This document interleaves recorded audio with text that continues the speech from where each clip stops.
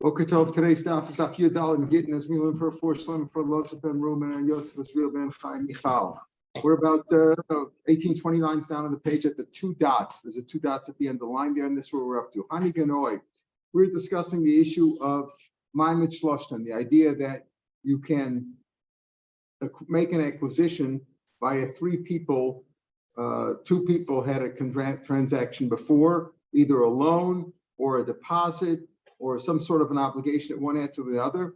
You have 3 people, number 1, number 2, number 3, and there's actually 1 and 2 before. And now you tell, let's say 1 tells number 2, the money you owe me or the money that I've deposited with you or the item, whatever it is, I want you to give to number 3. If they're all 3 standing there in the presence of all 3, that's also a kinyan. We said that's one of the things that the rabbi said to make transactions easier, not to make them more complicated.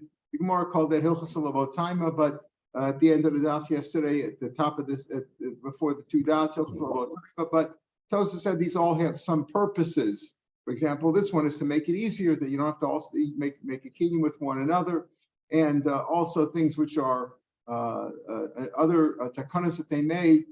That the idea that if a man empties out his house and makes a wedding for the son in that house, that the son acquires it, because by removing everything, he obviously showed that he wanted to give it to him. And the other idea was the middle one, that if a man gives all his assets to his wife, he didn't mean to actually give them to her. He meant to give her honor and make her the guardian for the children. So here's another story relating to this concept of acquisitions. There were some gardeners who made a cheshbon as to who owes what among them. Between they worked for the landowner, and they made a cheshbon as to monies that were due them, due the landowner. And after they made the reckoning, the accounting, one of them had an extra, let's call it $5. Istri Zuzi calls that a half a dinner in Medina and Manatsuri. It's a half a dinner. But whatever it was, he had, let's call it, he had an extra $5 at the end of the day. Amule, they told him, Yavanile Lamari Ara, Taska, give it to the one who is the owner of the land. He puts in the word Taska, which is usually, I'm not even sure if I'm reading it correctly, the letters are so small. Bitaska. Now give it to the owner of the land, Bitaska, probably for the land tax. He said, give it to him. Give it to him. So there were 2 guys, number 1 and number 2, the gardeners, and they were giving it to the 3rd guy, the owner of the land. Give it to him. Okay, so that was the deal. And they did it to him, giving the Mariara Bataska, Ba'ape Mariara, in front of him. In other words, they were all 3 there. Let's say the 2 gardeners and the landowner. And he made an acquisition.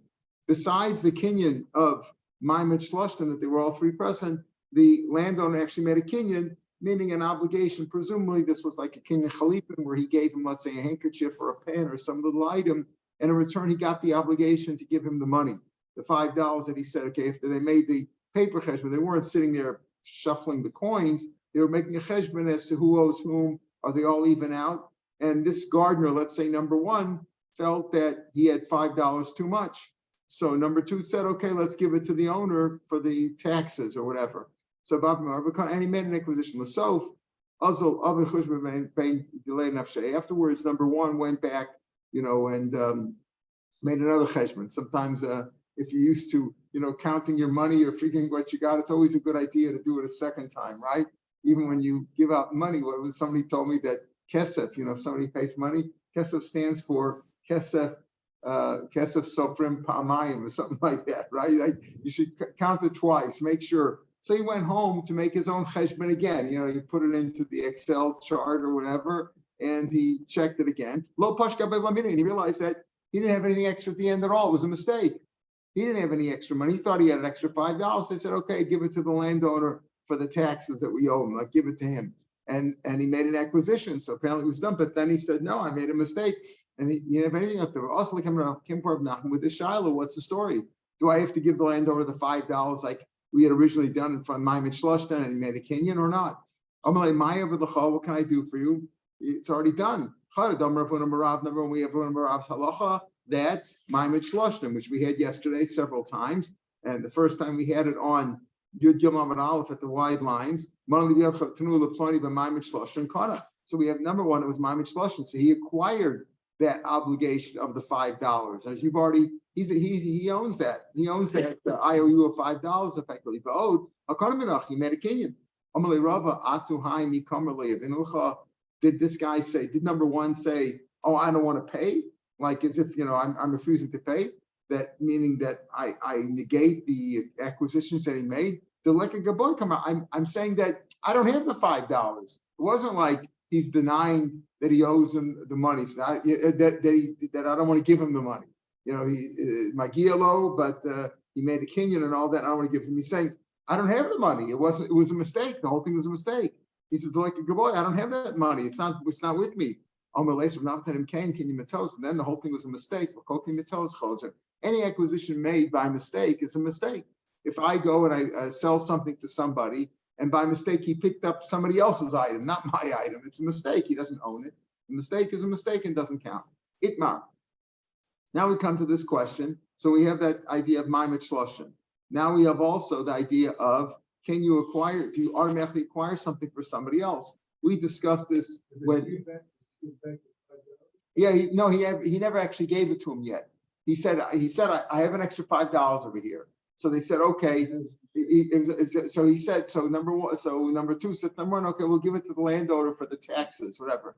Okay, the $5 will go to him. And they made an acquisition, the Ma'amid Shloshim, two acquisitions, the Ma'amid Shloshim, and the landowner made a kinyan. Said, okay, you now have the obligation to give me the $5. When the guy went home and he redid the math, he realized that he doesn't owe him anything. So he said the whole thing was a mistake. He wasn't denying that the kinyan and saying that I don't want to pay you. He said I don't have the money. The whole thing was a mistake. I don't have any extra $5. And that's what he says. So the whole thing was done by mistake. Now we had also the question of if somebody gives something. We talked about if you give a get to give a get to a shliach, and you say give it to my wife, and can he retract? So he says, yeah, it's not a schus, it's not a good thing, it's not an advantage, so you can retract. We had a machlokas. What about the case of an eved? Is it an advantage for him and not an advantage for him? But if you say give money to somebody, then the shliach acquires it on his behalf. It's an advantage apparently, right? Even if the giver dies, you give it to him even after you give it to him anyway. We had a machlokas yesterday. Are we speaking about a bari because it was like Ma'amid Shloshim, or we're speaking about a case of a shchivira dami. But the idea generally is that if I say give it to somebody, it's an advantage for him. You acquire it right away. That even if he's not here. What about if I say take this to that guy? And I say take it to him. Do I mean to say, acquire it for him or not? Okay, itmar holach mar leploni shani chayav lo. We have a malva and a lova, right? The malva is owed $100, let's say, and the lova owes him the money. And he tells the guy, a shliach, he says, listen, you know what? Take this money that I'm responsible to him. I owe him $100. You take it to him. Now, the shliach takes the money, and what happens if he loses it on the way? Who's responsible? So Rav says, well, the borrower, the lova, is responsible for it. He's responsible for it until it reaches the malva. Can't go back on the deal. Even though he's responsible, he can't go back on it on the deal. We'll see what the svara is. Shmuel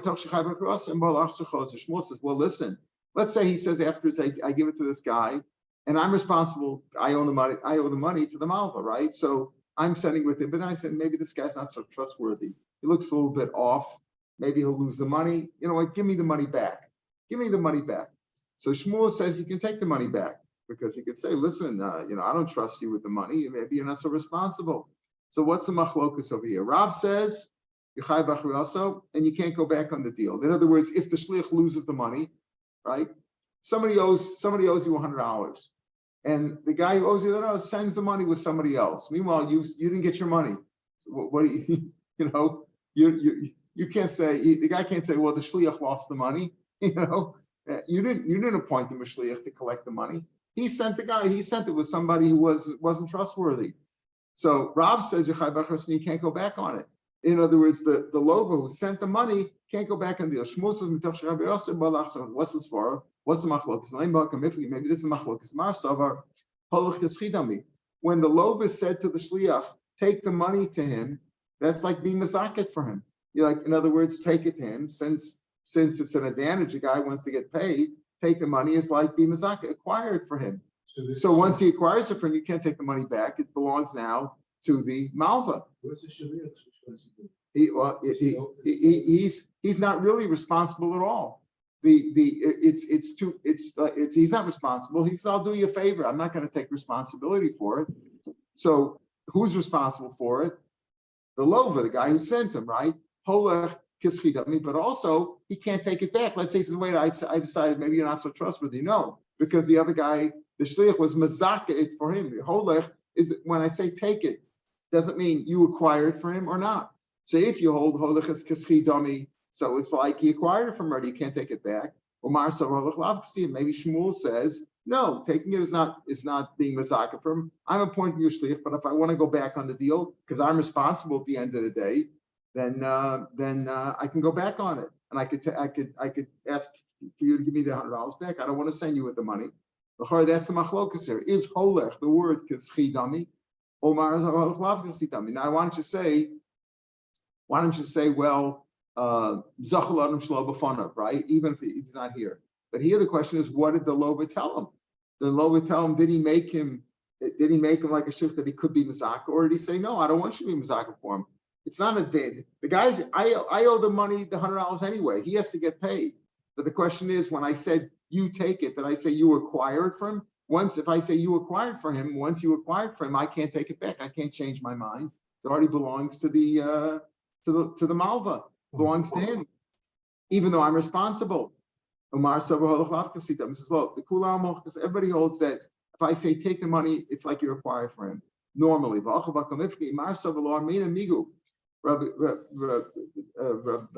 Rav says, even though normally holach is kaschidami, right? The machlokas over here is, do you say yes, holach is kaschidami, but do you say, since I'm responsible, I can change my mind? If I'm responsible to give him the money and I don't want to send you anymore, I decided you're not so trustworthy, or I don't like the way you look, or whatever, I'm having a fight with you, I can take it back. He says, no, we don't say that. Shmuel says, since I'm responsible for it, I'm chayiv and achreis. It's my responsibility to get the money back, the $100 back to the lender. If I could change my mind and say I want the money back, even though normally holach is chsidami. So Shmuel holds holach. Everybody holds holach is chsidami, acquired from that. You could say if I say give the money to him, take this money to him, it means you can acquire it for him. Okay, and once you acquired for him, you shouldn't be able to go back on the deal. That's what Rav says. You can't go back on it. You don't say just because I'm responsible, I can take it back. And Shmuel says you do say that. Tanya Kabbalah said Rav, we have a proof like that. Rav is correct. That holach manalaploni, take this money. In other words, the borrower says to the shliach, take this money to the lender that I owe him $100, or 10 manalaploni shani chayvlo, or whether he said take this money. Holech mana, like take this money there, or tain mana, or give this money to Plani. Well, however he said it, whether he said take this money, holech, take it there, or give this money to Plani, holech money, or give this $100 to the credit lender, or the mafkid, the party he deposited with me. He deposited with me $100. I'm holding it for him, give it to him, or tain mana Plani, give him the Plani to whatever lashon you used, whatever you said, either I owe him the money or he deposited the money with me, whether you say take it or whether you say give it to him, chai b'chriyaso. Okay, the fact is that the depositee, right, the one who held the money or the borrower, he's responsible to make sure that the guy gets paid back. Back on the deal. Why? Because holech is kaschidami. Holech is kaschidami. So in other words, when I said that give it to him or take it to him, what I meant to say was really that acquired for him. So once you acquired from him, you can't take it back. The other guy the money is not yours to take back. It really belongs now to the lender or to the depositor. but still you can't, and therefore you can't change your mind. You can't take it back, even though you're still responsible, because the ultimate responsibility is with the borrower. If I lend you $100, you can't tell me, well, I sent it, it's like the money's in the mail, or, I sent it to you, I gave it to some Chaim Yankel. Now it's fine. He acquires it on behalf of the mom. Say that the Malva is not paid because to his advantage, yes. It's in the sense that he doesn't really. The fact is, if it gets lost, the loan is responsible because he acquires it, but he doesn't really have it in possession yet. It's like you own something, but you didn't take possession yet. He didn't really get paid because he gave it to a shliach. He didn't get it yet. He didn't appoint. Right. As soon as he gave it to the shliach, he's paid. As far as the loan is concerned, but the Malva says, I didn't appoint this guy. What'd you give it to this vehicle for? I didn't give it to him. I didn't appoint him. So it's only in the sense that the Loba can't take the money back because he said acquired from him. So, okay, I'm making an acquisition for him, but if he didn't get it, the Loba is still responsible. That's what we say. So everybody agrees that you're still chayav. Shmuel says, since you're chayav, you can take it back too. But Rav says, no, you can't take it back. Wait a minute. So now we're going to qualify this. Why doesn't he say though? Wait a minute. The money really belongs to the malva, to the creditor, right? So why can't I take it back? Saying that he doesn't really want the man. If you would ask the malva, do you want the shliach to take it for you, Chaim Yankel? Maybe he says no. Maybe I don't want him. Why can't he say, you're right. You're right. The truth is that he does want it. In other words, why can't he say, of course I could take, why can't the Loba say, I want to take the money back? Maybe the owner of the money, the creditor or the depositor, doesn't want this Chaim Yankel to hold his money. The answer is, it's speaking about a case where the depositee or the borrower was known to deny his obligations. So in that case, he can go back on it. So even though we said that we have a price like Rav, that you can't go back on it, why can't he go back on it saying that the owner doesn't really want this Chaim Yankel to take the money to transfer the money for him, to carry the money for him? The answer is because it's known that the Mishalech, the one sending the money, he denies his loan. So therefore, probably the lender would prefer that it's in the hands of Chaim Yankel, even though the sender, in this case the borrower or the depositee, is still responsible to make sure he gets the money back. So it's still this in-between stage. So, but otherwise, he could tell, maybe Rav would be motor to Shmuel that if he wants to go back on the deal and the guy's a normal guy, he can go back and say, give me the money back. I'm responsible. If I'm responsible to make sure it gets into the hands of the Malva, I can decide who I want to send it with. Another story like this, Rav Shesh's had some outstanding, let's say, IOUs or some clothing, some coats or whatever in Mechuzah, that he had given these coats on consignment, that the people in Mechuzah would sell them and give him the money. So Amalei Rabbi Yosef Bar Chama, he said, Bahadi the Osas, when you come back from there, I know you're going to Mechuzah, when you come back from there, I sin and Nili, bring me the money. You collect the money from me. Ozil, he went there. Yafinole, they gave him the money. Amalei, they told him, Nikni Minach, let us acquire from you a release. In other words, you're asking on the owner of the money, meaning the lender, the creditor, whatever you want to call him, had sent you to collect the money. Okay, we're giving you the cash, right? But please make an acquisition that we want to acquire a release from you that we're not responsible. After all, the creditor sent you. Also, they gave him the money. We want to acquire a release because we don't want to be responsible if you lose the money. Amrlahu, hey, says okay, I'll make a kinyan. In other words, giving you a release from the money that I'm responsible. But so at the end, he ran away. In other words, he pushed himself out. He didn't give him really a kinyan. He also and he brought the money home. Everything went okay. Brought the money back from Mechuzah to Rav Shesh's.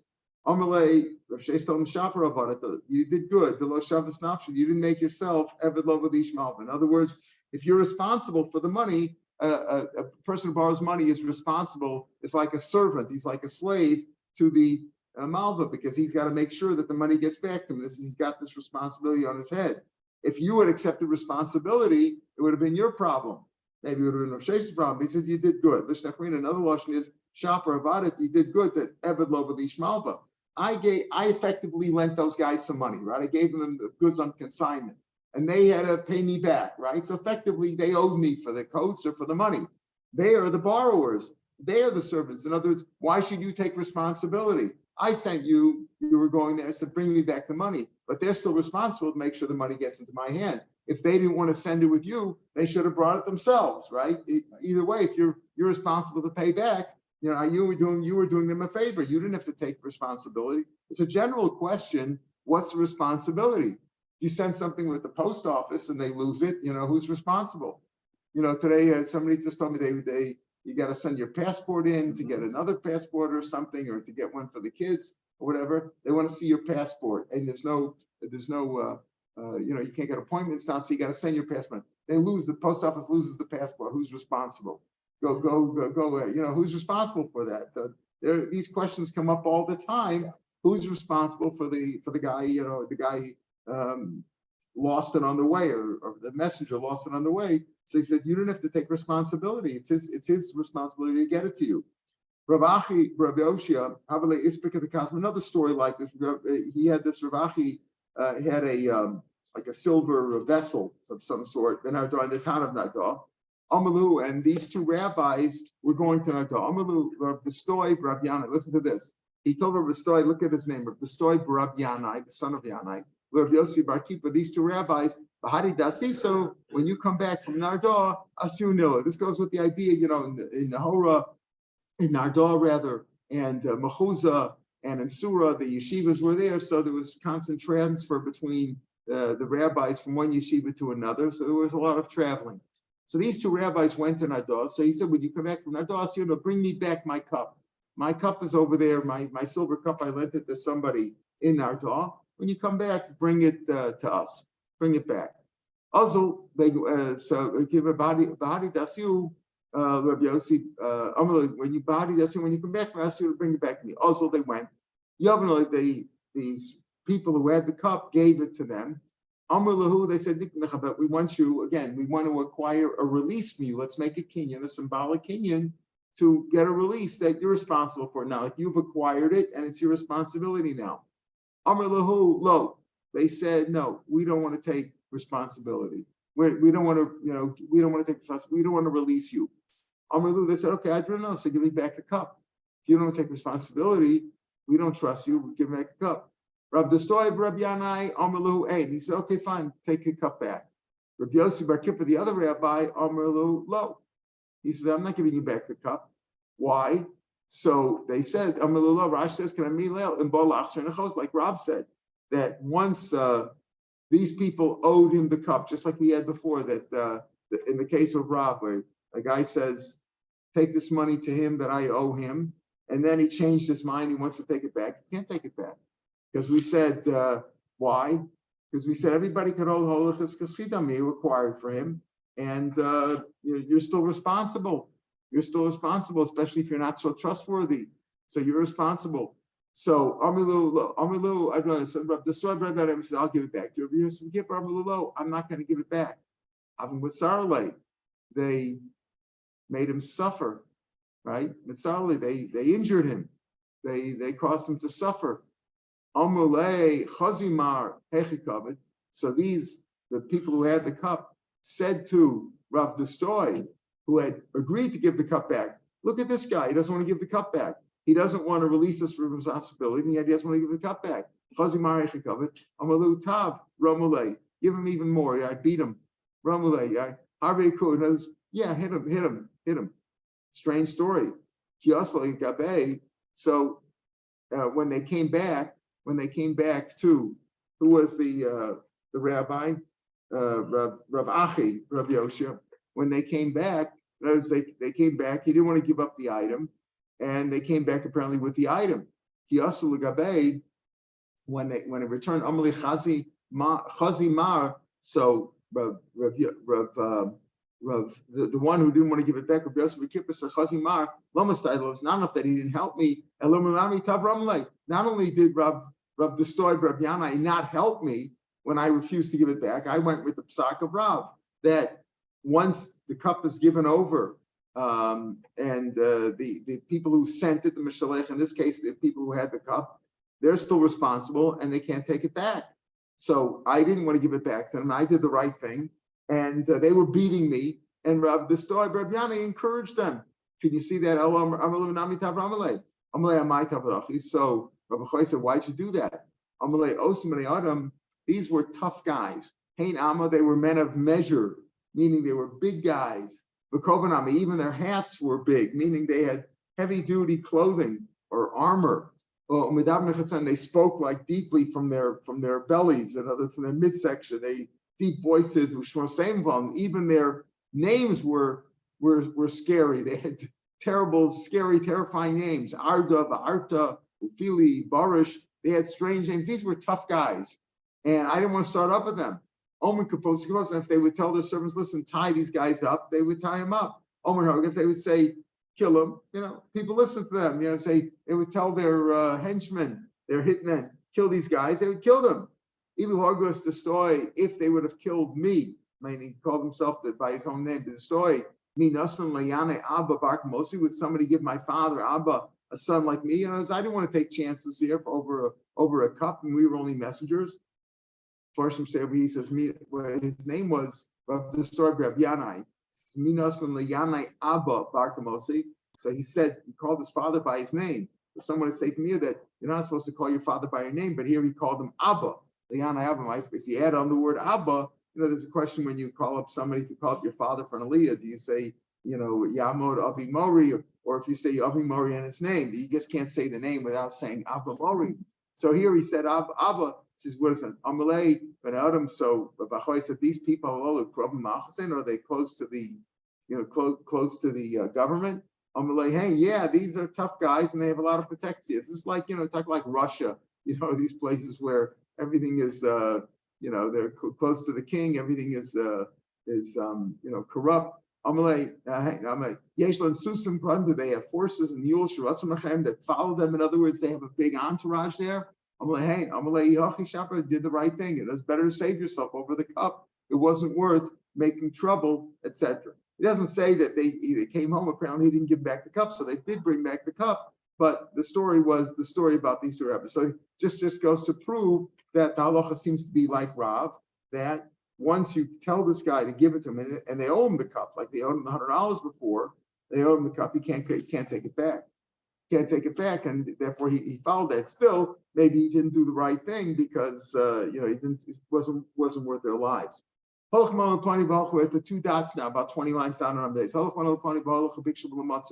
Let's say the Lova said to the shliach, take the $100 to this guy, and by the time he got there, the guy was dead. He didn't give him that. Let's give this money to Plodi.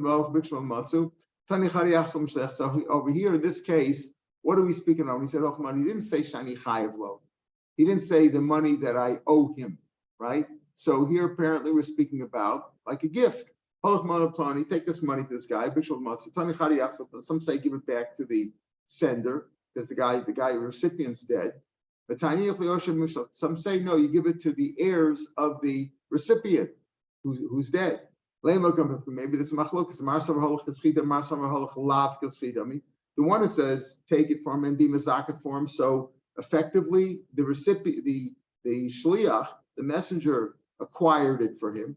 And even though the guy is dead now, even though the recipient's dead, so give it to his kids because the kids inherited it. No, just take it to him. But if he was dead by the time he got there, bring it back. Maybe that's the machlokas here. This question we're discussing is holish chidami or not. Everybody holds no. You could say everybody holds holish is not kaschidam. Take it to him.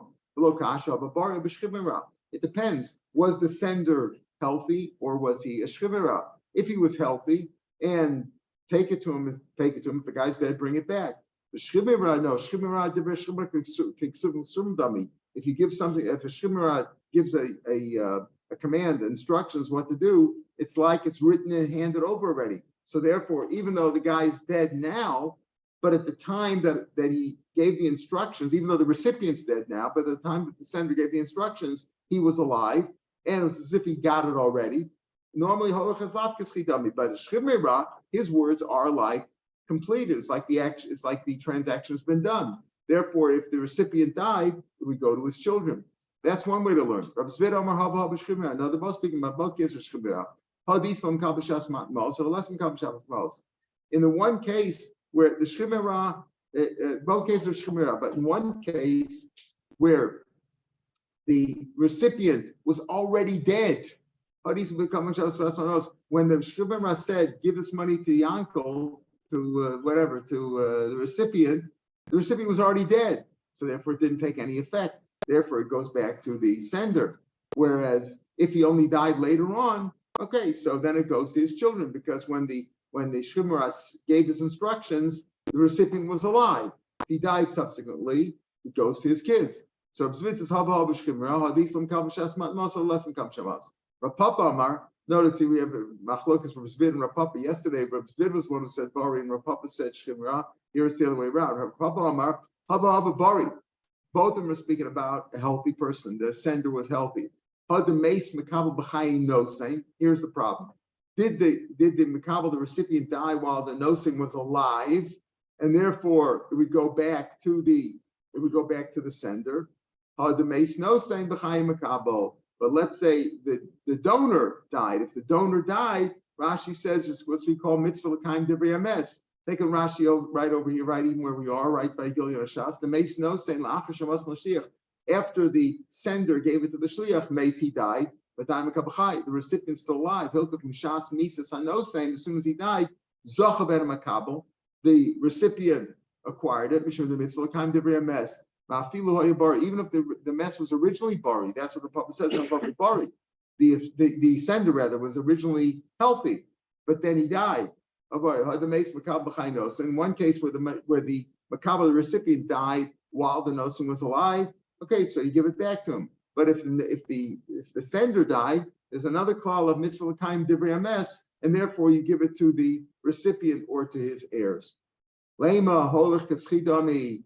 Maybe this is a concept of when I say take something to this guy, does that mean you acquired for him right away or only when he gets it? That's the question.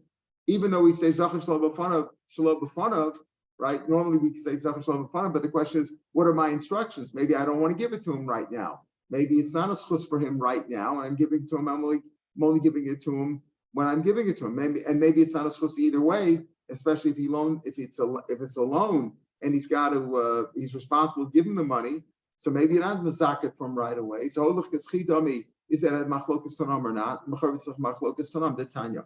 Now we have many different sheets here, and we're going to try to explain it because we've said on Aman Aleph we said everybody holds holachas kaschidami, right? The question over here is do you say the migu that since I'm responsible, I could take it back from the shliach, even though normally holachas kaschidami. Here we said, no, maybe everybody holds holachas lafkas chidam. It depends whether you're shchimera or bari or when the person died. So maybe this is the shaila of holachas chidam machlokas in the Tanya. Holach mar leploni. Again, the sender says, take this money to this guy, right? And again, he doesn't say shani chayiv lo, so it's not like a loan or a deposit that I owe him the money. It's simply like it's like a matana. I'm going to give this money to this guy, and I'm giving it to him as a gift. And the question is, when I say take this money to him, are you mazaket for him right away or not? So we have different opinions here. The Tanya, holach mar leplani, v'holach, and he went. Big shuv matzu. He was dead. The recipient was already dead. Yachsul Mishach, the Tanakama says, give it back to the sender, right? Because holach is not kaschidam. He's not. You didn't acquire it from right away. I said, take it to him. Take it to me. Fulfill my instructions. Take it to him. And if he's not there, bring it back. Meis Mishaleach. Let's say he dies. Let's say the sender died. Rabbi Yaakov give it back to his yorshim. So again, the first Tana didn't talk about a case where the sender died. So we don't know what he holds there. So the Tanakama simply said, Yachshim should give it back. Holach is not kaschidami. Rav Nasser of Yaakov added on, if the guy died, if the sender died, you give it back to his Yorshim, meaning Holach is not kaschidami. Not only that, but we don't even say mitzvah l'kaim divrei hames, right? Because he died. We don't say that.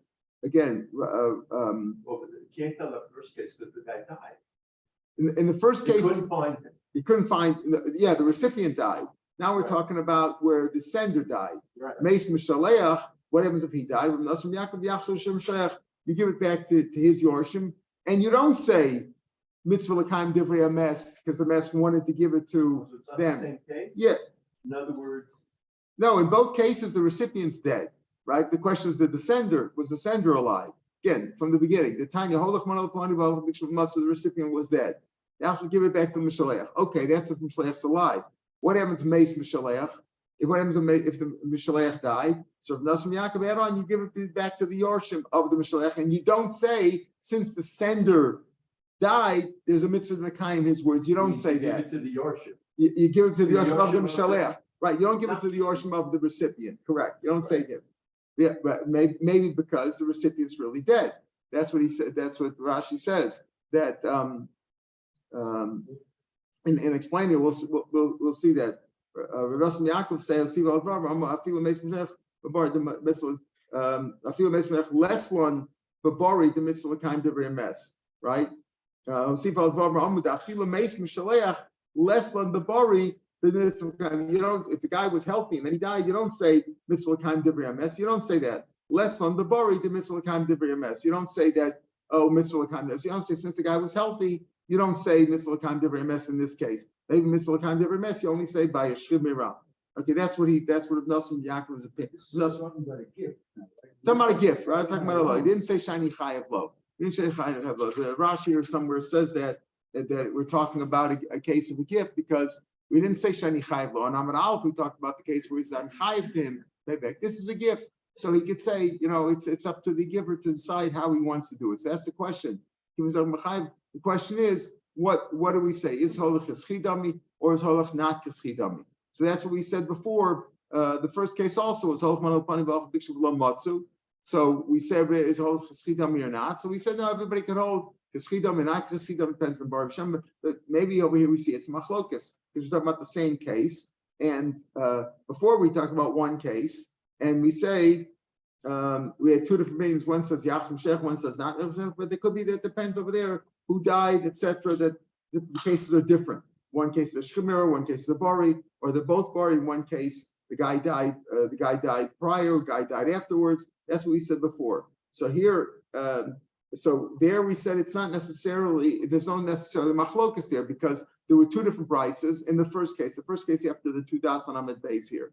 One case said give it back to the Mishaleach, and one says you give it to the Osher of the recipient. So is there a machlokas about that whole thing? So we said no, different cases. One's Bari, one's a Bari, one's a Shchimera. In one case, the recipient died before. In one case, he didn't die before. In one case, the last where Puppet said they're both speaking about Bari, but the question was, did the makabel die before the nosein or afterwards? Now we're saying the same brisa giving two different opinions. Lema holach kaschidami is a machlok sam because this case tanya holach manal plani v'holach bikshul lematzu yachsim sheich you give back to the sender. Holach is laf kaschidami, and if the mishaleach died, from nothing actually give back to the yoshim mishaleach. You don't say in this case that misl kam demes. The yesh omrim. Some say liyorshim, some say no, you give it to the yorshim of the recipient. Why? Apparently because cholach is kaschidami. As soon as you said give it to him, he's mazak. If the guy was dead, give it to his children. Rabbi Yonah Nasiyam Mishum Rabbi Yaakov Sham Mishum Rabbi Meir. Double quote here. Mitzvah kind divrei mess. You have to listen to the mess. So what does that mean? He's adding on to what the Esham already said. Give it to the yorshim of the recipient. Right, the Yoshim Mishin Shachalo. So we'll see that Rabbi Yonah Nasi is saying that even if you say that Holech is kaschidam, Holech is not kaschidam like the Tanakama, but there's still a concept of mitzvah kan divrei mes, and the mes wanted to give it to that guy, so you should give it to his Yorshim. Chacham say normally in a case like this where we're not sure what to do, the shliach found the recipient dead. and he wanted to return it back, maybe the sender's also dead, if the sender's dead or not. But either way, even if the sender's alive, but the recipient's dead, what do you do in that case? It's a suffix, so normally I would say split it. But Kahneman, here they said, Mashi is a shliach yasa. Let the shliach do what he sees fit. What he sees fit. In other words, we'll see what based on shuda the dining. Like in other words, it's up to his discretion. Meaning, could he tell when the sender sent him? Is he like a generous person who really wanted to give it to the guy no matter what, even to his kids, or not? No, it's using your own discretion. That's what it means. It doesn't say do whatever you want. It merely means discretion. We're not finished with all these different opinions. Rav Shimon Nasi said, we don't normally know Rav Yehuda's a Nasi, Rav Shimon Nasi, we'll talk about that. Rav Shimon Nasi, Al Yari Maisa. There was a story, I was involved with the story. But they said, give it back to the Yorshim of the Mishalech, meaning like the Tanakama, that Holdach is not Kesidami. My love, maybe this is good for the Machlokas. This question of Holdach is Chida. We said Raman Aleph, everybody else Holdach is Kesid. And here in Beis, we said everybody else Holdach is not Kesid. Maybe that's good for the Machlokas over here. The Tanakama Savar, Holdach is Lav Kesidami. Then is when take this money to the recipient, give it to him as a gift, and the recipient was dead, give it back to me. Afagav the mace, and even though the sender died, lo amrina mitzvah kaim divres. We don't say mitzvah kaim divres in this case, right? That's means even lesson babari the mitzvah kaim. We don't hold that. The yesham, some say holach is chidami, right? Let me just see. Yeah, he was generous or not, right? Right, and what the Yesham say, take it means acquired for him. So you have to give it to the recipient, even if he's dead, give it to his children. Rabbi Yehuda Nasi Holech is lav keschidami, like the Tanakama. As we said, they hold really like the Tanakama, the mitzvahs that Holech is not keschidami, but you have a mitzvah. Since the sender died, you have a mitzvah to Mekayim his words and give it to the recipient's children. They're not sure what the halach is. Do you take it back? Masafkalu, what? If Holech is chidami or not? When I said acquired, give it to him, did I say acquired for him or not? The Kanam was shoot out of here. They said your discretion, your opinion is the best way to do it. Rav Shimon Nasi, my sauce, tell you, you brought it on a story to tell me, like the Tanakama, that Holech is chidami. So we see over here from this Mishnah, from this Brisa, apparently there's a machlokas, the Tanakama and Rav Nassan, Rav Yaakov, and Rav Yehuda Nasi, they all hold that Holech is lafkas chidami. The question is, do you say mitzvah divrei mes or not? In the case where he died, and the Tanakama is not even talking about when the sender died. It's not even a case of when he died. So, and the other sheet of the Yesham say no, that Holech is chidami. So that's the question over here. Isn't that our thing? Isn't that what we're trying to say, that the machlokas here is Holech is chidami or not? Says the Gemara lo. No. Everybody agrees with if the sender was healthy, everybody agrees that Holech is lafkas chidam. Again, he said, take it to him. I'm giving it to him. You don't say that that Zachlanim Shlo B'fanav, he's not around, because here I gave you specific instructions. I said, give it to him if he's there. It was my instructions. You just can't acquire something on your own. These are my instructions. So you could say, if there's a clear advantage for the person to getting it now, so you could say that. But that's when the sender didn't give him specific instructions. Even if you say that, according to Rabbanan, in the case where he gave Mishtar Shikra to his Eved, and the question is Mizakafim. But if he says, I don't want to give it to him until he gets it in his hand, so the sender gives specific instructions. You can't go against those instructions. Here he's like only giving it to him, and when he gets it, he says, if he's not around, can't give it to him. So the question is, the word holech, is that kischidami required form or not? And I'm going to say no. Holech is not kischidami. The whole case over here, this whole machlokas is talking about a shrimmer, a person on his deathbed. We know that we hold that Tivish Sumadami. Rav Lezer doesn't hold to that. There's machlokas Rav Lezer, it's not Rav Lezer, Rav Lezer and Rabbanan. It's not. A person's giving away his assets, meaning like we do a will today. We don't say we're going to go with what the Torah's instructions are, that all the sons get equally unless there's a bechor, and the girls get nothing, etc., etc. No, he's giving the stuff out now on his deathbed. He wants it to be distributed in a certain way. Whether the guy's healthy or whether he's a shrimera, you have to make a kinyan. If it's like nadlan, like real estate, nikam kesef chazaka. If it's movables, you got to pull it, right? You got to make a kinyan, meaning you don't say you don't say since he's on his deathbed, it's like it's done, like it's a done deal. No, he says you have to make a kinyan. But chomer, no, whether they're nadlan or movables, you could be if he's shrimera, it can be covered with the words alone. That's the machlokes Rav Eliezer and the Chacham. Amrulo, they told Rav Eliezer, there's a story with the mother of the sons of Rochel, that was his name. She was sick, she was on her deathbed. And she said, give my brooch to my daughter, even though the daughter doesn't inherit where their sons. It's worth $1,200. It's worth a lot of money. Mason, she died. They listened to her. So what do you see over here? You see that it's like there was a kinyan here. They listened to her. So how can you say that you have to make a kinyan? They were bad people. They grew rashes. They grew coats, and they were over on Klayim. They weren't trustworthy. You can't trust anything. He said it's not clear what happened over there. We're not sure what happened. Can't bring a proof from them at all. But the point is that there's machlokes Tanakama, Rav Eliezer. Tanakama holds like Rav Eliezer what? That you have to make a kinyan. If there's no kinyan, it's not. It's a shrimmer. There was no kinyan. It's not done. Rav Nassim Bar Yaakov. In other words, there was Rav Nassim Bar Yaakov. Nami Rav Eliezer also hold like Rav Eliezer. You got to make a kinyan. I forgot the mace. In that case, the Yeshom who say no, hold like the Rabbanan. In other words, since I said give it to him, whereas the Tanakama says, the Tanakama holds, the Tanakama and Rav Eliezer and Rav Nassim Bar Yaakov hold, no, like Rav Eliezer, you got to make a kinyan. There's no kinyan, then acquired. Rav Yehuda Nasi Shom Meir also holds like Rav Eliezer, also has like Rav Eliezer, you can make a kinyan. Miu, the mace, Mislakam Devrei Mes. Achachamam Yachloku. Masafku, they're not sure. What does it mean? They're not sure. Is Allah like Rav Eliezer or like the Chacham? Do you say Shkif Divrei or not? And also, do you say Mitzvah Divrei Mes? Even if you hold that it's not like a Divrei Shemar, it's like it's written and done, but is there a Mitzvah Divrei Mes? But Khan Amru, and they said, shoot it better let the messenger use his own discretion. Rav Shimon Anasi, take more. Rav Shimon Anasi, myself Zeshminim. The Gemara asked two more questions. Rav Shimon Nasi, was he really a Nasi? And Rav Yehuda was a Nasi. Rav Shimon really Nasi? Was he a Nasi? Oh, Mishmei a Nasi Kamar. Tashma Adam Rav Yosef. Halach Rav Shimon Hanasi. It says like Rav Shimon Nasi. Adayin Tiboilach Nasiu. Oh, the Kamar Shmei Nasi. Again, when you called him a Nasi, but was he really Nasi or not? We're not sure about that. Teku. But still, Rav Yosef said Allah is like him. What was Allah like him?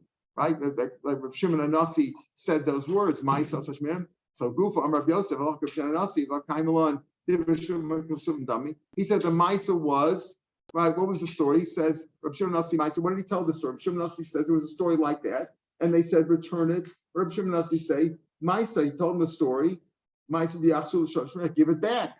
Meaning that you don't say that. I hold that if it was a Shivara, there was a certain dummy. Rav Yosef learns the story when that the story he learns that not like we just gave an answer said by Shkivera, he learns to speak by a bari. There was no difference with some dummy. Kamar. He said the Yorshim died. They were talking about the he died, became a mitzvah kind of mess. Even though the guy was a bari, even though the sender was a bari, it wasn't Shkivera. If you hold as a Shkivera, so we go like the Rabban, different some dummy. But over here that you gave it back to the sender. So obvious, so he wasn't a shemar, he was a bari, but he died. So if he died, mislakam divrei mes, l'kaim mislakam divrei mes, tanu yachlu mishaleach. The answer is he didn't die. They don't learn that he gave it back to the orshim of the shaleach, meaning that he died, but rather he didn't die. So number one, he was a bari, and he didn't die either. So there's no mislakam divrei mes, and there's no divrei shkivuk some dummy. Maybe comment tomorrow. We'll begin in the second parak, which starts with the same words as the first parak. Maybe get Medina Sayam.